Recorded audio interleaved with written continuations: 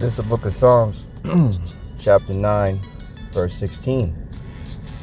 The Lord Yahawah Bahasham Yahawashi is known by the judgment which he executed. The wicked is snared in the work of his own hands. Higgaion Salah. And first and foremost, before I get started, I want to thank Yahawah Bahasham Yahawashi for putting the spirit on me to push the button to do this lesson. And I want to give all praises, honor, and glory to Yahawah Bahasham Yahawashi Bahasham Rakakadash. I want to give double honors to the apostles and the elders of GMS who teach and rule well, who taught me this truth. Salutation, my fellow brethren that are pushing this word in all truth and sincerity. To you all, I want to say shalom. And I pray that this quick lesson be edifying and encouraging and uplifting to the elect out there. So this lesson came through the spirit. Had a little extra time. I woke up a little earlier today, getting ready to head to camp, and I went to my favorite pond, and it's a beautiful day out. Fucking Edomites every goddamn where. Edomites and all heathen just everywhere with their big head children and all that. So but I was had my little spot right by the water, and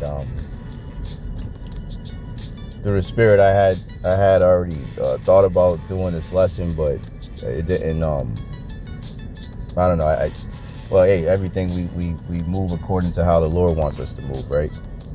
So the Lord didn't want it to come out at that time, but now it became clear, apparent that I should do the lesson now. And as the elders, apostles and elders say, strike while the iron is hot. So while it's fresh in my mind, you know what I mean? So I'm gonna put in post-production the instrumental that y'all are hearing from Jay-Z. I forget which album it was. I think it was like his third album in Lifetime. I forget what it's called. But anyway, it was a song he did with Too Short, and it was called A Week Ago. And in the lyrics, it was speaking about it was all good just a week ago, and and if you heard the song, he's pretty much talking about him and his mans was it was on top of the world. They had all the money, they had all the cars, clothes, hoes, all that. And then shit went left, and I couldn't help but think about Esau, and the heathen. So today, like I said, I'm at the pond, listening to music. I just got an instrumental playing on my phone, sitting on the rock next to me, and reading scriptures. I was reading Jeremiah, the 2nd and 3rd chapter. Just thinking about how our people Israel, were rebelling against the Lord, and how the Lord was, basically asked, like, what iniquity did I do against you for you to basically do this to me? That's pretty much how the Lord was speaking. And then and it kind of it breaks your heart, because you see how the Lord truly loves his people. Even sending his only begotten son, to still bring us back. Everlasting love. And a part of that everlasting love is to put our enemies, destroy them. So I don't want to speak too long. I'll read a couple more scriptures in Psalms, because that's kind of where the Spirit's leading me. So there were two Hamites on like the paddle boards. So like I said, I'm at the pond, and I'm on the rock sitting down, but I'm right at the water. You know what I mean? So they're paddling, and they don't want to go too far, because I believe it gets pretty deep. It's a big pond, and it gets pretty deep in the middle. I mean, they both had life vests or whatever, but so this Hamite, he's And I'm not even, I hear him and I look up and then I'm just like, whatever. And I continue to read my, read the scriptures. So, all of a sudden I hear, whoosh, this big ass splash. This nigga done fell off the shit. Luckily he had the damn vest on. He probably would have fucking drowned. And he's fucking struggling to get back on his whatever the thing's called that they were on. So that made me chuckle.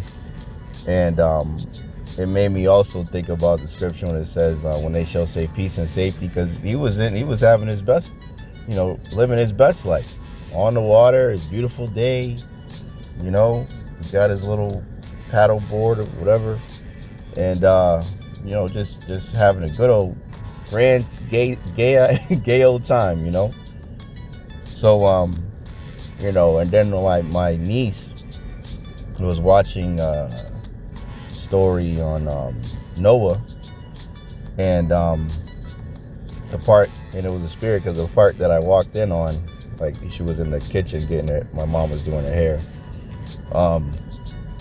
was as Noah was building, there was a bunch of people around and they were mocking him, you know what I mean? And he kept building, and I'm like, wow, and I, she asked me about it. And I said, she's like, have I ever seen the movie? I said, I haven't seen the movie that you're watching, but I've read the story in the Bible. So I'm, telling her about it and everything. So, and it just reminded me today of how, let me get it since I'm thinking about it. I don't want to ramble on too much without getting scripture. So I'll give,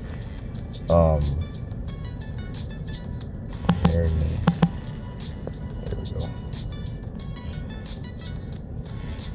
Matthew 24:38. For as in the days that were before the flood, right, Noah's time, they were eating and drinking, marrying and giving in marriage until the day that Noah entered into the ark, and knew not until the flood came and took them all away.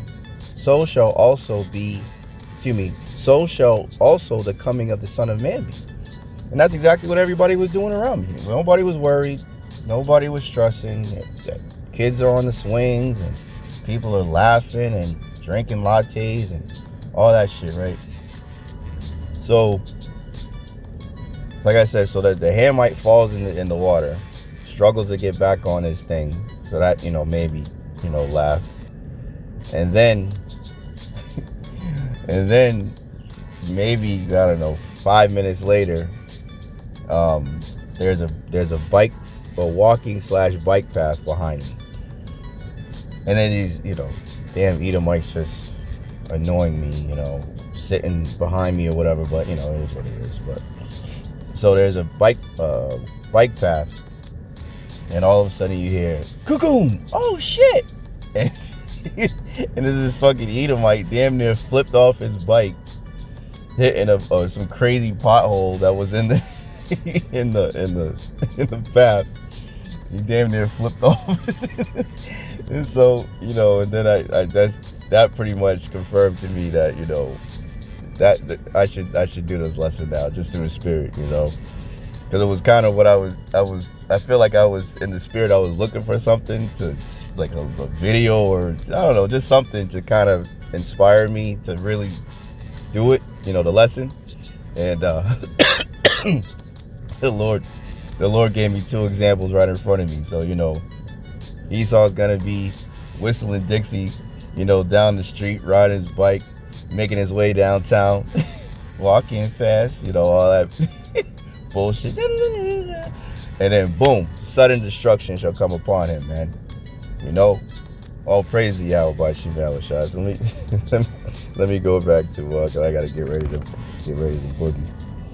So I'll get back to Psalms 9. Let me see. Where do I have it at? 9, and I'll start at 13 and I'll read to 19. So, and this is the spirit that, us sincere brothers, and you few sincere sisters should be in, man. Asking the Lord to have mercy on us, man. To deliver us when he starts judging these heathen, man. So this is let me move the car real quick. So Psalms 9 and 6 and 9 and 13, and it reads, "Have mercy upon me, O Lord Yahawah Bahasham Yahawashi. Consider my trouble which I suffer of them that hate me." Right? And who's the one that hate us? These, first and foremost, the top enemy is Esau, Edom, the so-called white man. But the rest of these heathen nations too, you can read about that in Psalm the 83rd chapter. The nations that hate the nation of Israel, man. It says, "Consider my trouble which I suffer of them that hate me, that lifteth me up from the gates of death, that I may show forth all thy praise in the gates of the daughter of Zion. I will rejoice in thy salvation.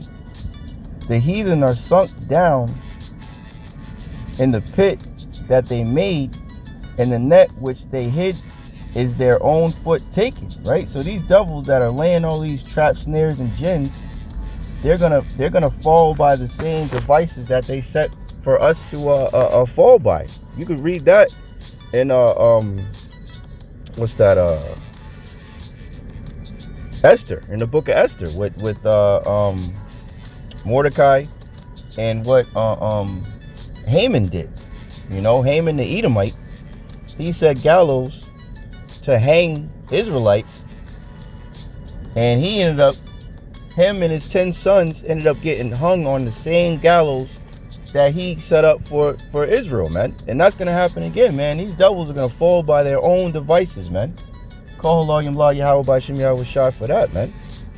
So their foot is gonna be taken by their own net. 16th verse. "The Lord is known by the judgment which he executeth. The wicked is snared in the work of his own hands." Higion Salah. "The wicked shall be turned into hell, and all the nations that forgot the Most High. For the needy shall not always be forgotten." Who's the needy? You Israelites, you so-called blacks, Latinos, and Native Americans, right? "The expectation of the poor," the Israelites, "shall not perish forever. Arise, O Lord, Yahawah Bahasham Yahawashi. Let not man prevail. Let the heathen be judged in thy sight." You know? So that was, you know, a quick little funny story, but, you know, as suddenly as destruction came upon these two different heathen, that's exactly what's going to come on a major scale in the very near future, man. You know, and they're already starting to feel it, man, but it's going to come on a scale that nobody can deny that something is happening in the world, man.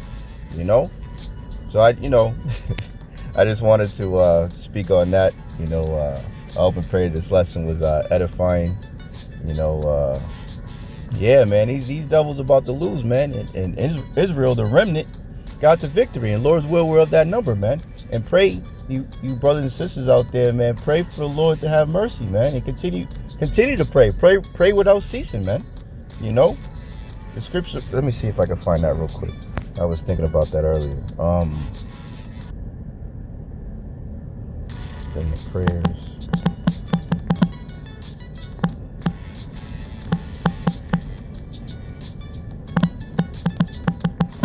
Righteous, I think it's ours.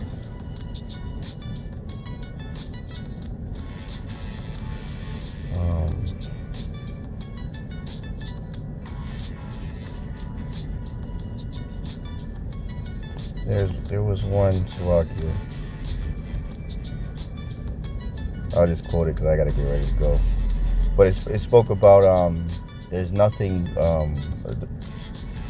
more pleasant or joyous to the Lord than the prayers of the righteous. I forget how it's worded, Slovakia. I'll try to find it, but you know, I'll close out on this. Yeah, I'll close out on this. James 5:16. "Confess your faults one to another, and pray one for another, that ye may be healed. The effectual fervent prayer of a righteous man availeth much," man. So prayer is very powerful. The scriptures speak about, you know, the prayers of the righteous pierceth the clouds, man. You know, so, you know, we can never forget about how important prayer is, man. You know, so that's pretty much it. I hope and pray this lesson was edifying to the elect. In closing, I want to thank Yahawah, Bahasham, Yahawashi once again for putting the spirit on me to do this lesson. I want to give all praises, honor, and glory to Yahawah, Bahasham, Yahawashi, Bahasham, Rakakadash. Double honor to the apostles and elders, GMS, for teaching real well, taught me this truth. Salutation, you brothers and sisters that are out there listening, learning, fighting the fight of faith. Keep fighting, keep striving, keep pushing. I'm almost out of this bitch. And salutation, my fellow brethren that are pushing this word in all truth and sincerity. To you all, I want to say shalom, a ball, and kwam yasharala. Hey, shalom. To the next one.